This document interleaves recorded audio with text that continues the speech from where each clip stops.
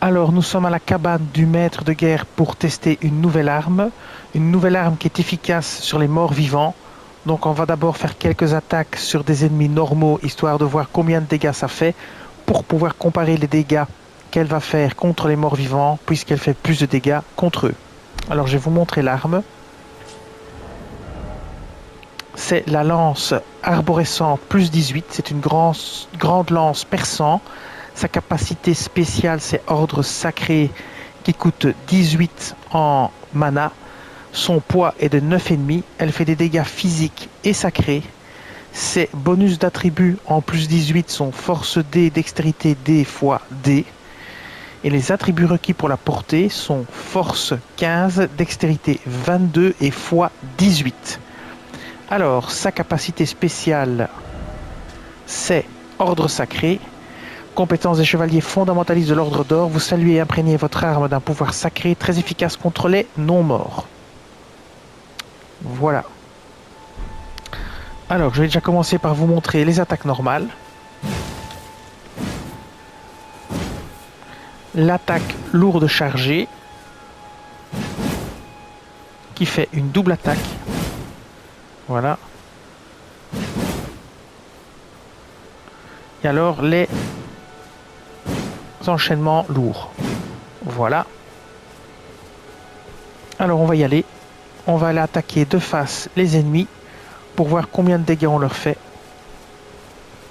On va tuer les deux ennemis. Alors, il y en a un ici. Le premier est là.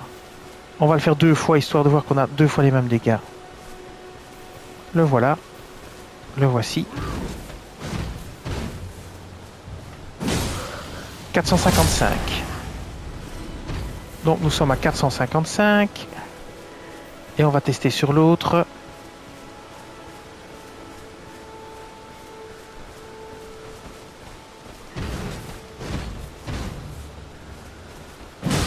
« 455, donc c'est bon.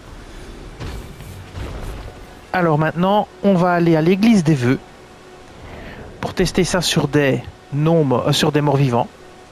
Donc l'église des vœux, elle est là-bas en haut, ici. Voilà. Hop. Église des vœux. Et c'est parti. Excusez-moi. Alors un premier test sans l'ordre sacré activé pour voir si on fait plus de dégâts sur les morts vivants avec la lance de base ou pas. Donc on va voir ça ici. On va attendre qu'il soit de face et qu'il nous arrive dessus. Voilà, c'est bon. Oui, évidemment. Peut-être un peu se défendre quand même. Hop, 399. Alors c'est encore mieux, on fait moins de dégâts que sur les autres. Ok, très bien. C'est étonnant. On va voir sur le petit ici. Peut-être que l'autre est un peu blindé. Ah ben, et ça... Ils revivent en plus. Oh, génial.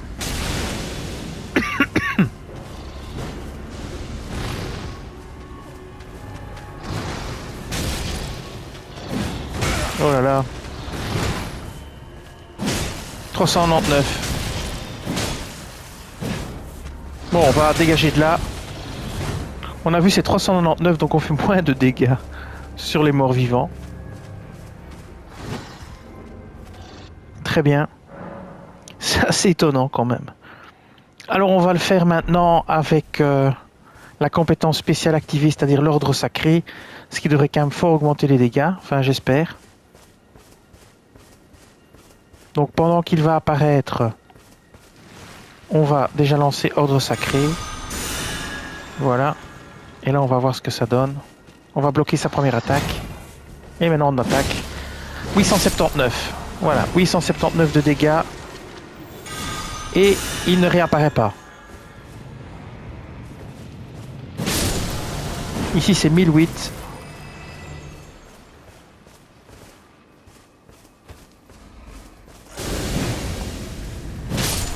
« 879, voilà.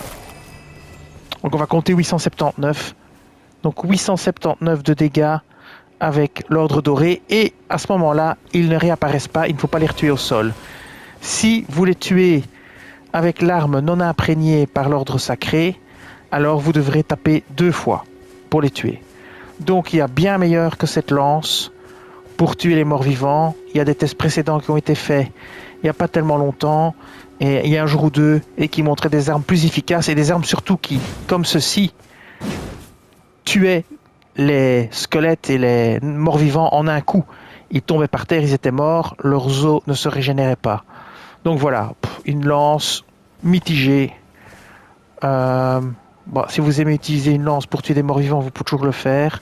Mais il y a des meilleures armes qui ont été testées ces derniers jours et qui font mieux le job que celle-ci. Voilà, je vous dis merci et à bientôt.